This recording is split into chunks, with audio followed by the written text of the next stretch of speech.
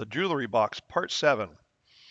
So in this last part, what we're going to do is add a line to divide the jewelry box in half so you can actually see where the lid's going to be. And we're just going to also just add color to these splines. So first off, I'm just going to grab the set of splines. Let's grab the bottom ones, right mouse click. Sorry, just go letter A, I should say, for appearance. And I'm just going to go to my appearances and grab some wood.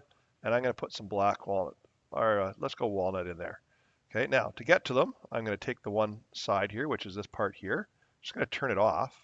Okay, so I can see them all. Now I'm going to grab walnut, and when I do to one, right, it does to all of those ones. And when I do over here to walnut, right, and it does to these ones because they're all the same. Now I'm going to flip it around. I'm going to turn this component off. Let's see, that's that one there. Okay, and finally, just grab the walnut and put this to those, and grab walnut one more time, and there we go. All right, so there I actually have my colors properly in there. Now what I'm going to do is turn those back on. And what we're going to do for a final thing is basically divide this top from the bottom, or put a line through so it looks so you can see where the hinge is going to be and where the split's going to happen.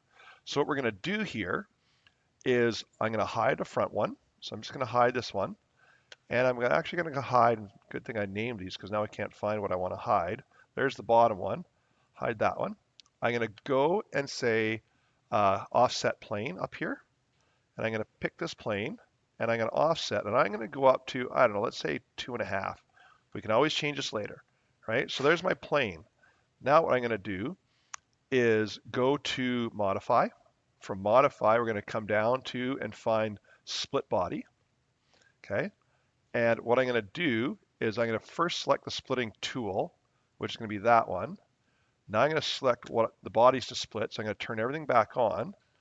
And I'm just going to pick the 4 sides of this project. Okay.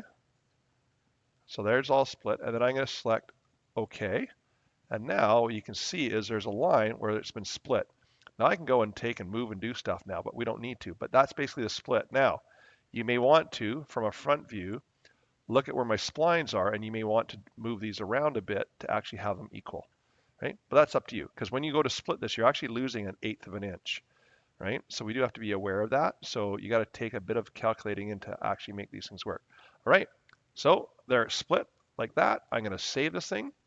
From saving, we're going to go to design, drawing, from design as usual, and template. Now you can see I got the Highland title block now, right? And that's in a different tutorial on how to get this different title block in.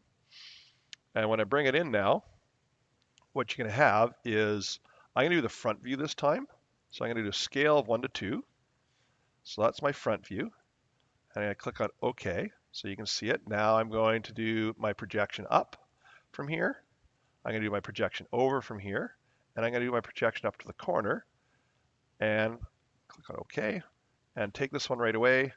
And I'm going to make this one a bit smaller, so 1 to 4. Right? And you can see everything down below is populated. Jewelry box, it's the project called Woodwork, which is just the folder it's in. Scales 1 to 1. Right? Our drawing number is 1 to 1. Scales 1 to 2. Right? I can put that one there. And now I can start dimensioning it. Now, again, I do not see everything because it's hidden. So if you need to on one of these drawings, not all of them, you may need to double click and come up here, and style right now is shaded. We're going to go with some hidden lines, and now you can see all the interior of what's actually happened in there, right? So you can see all the divisions where the actual bottom is, so you can actually dimension it. So I'm not going to dimension in this tutorial, but basically you go at your dimensions, put them all in, and that completes the tutorial series on how to make a jewelry box.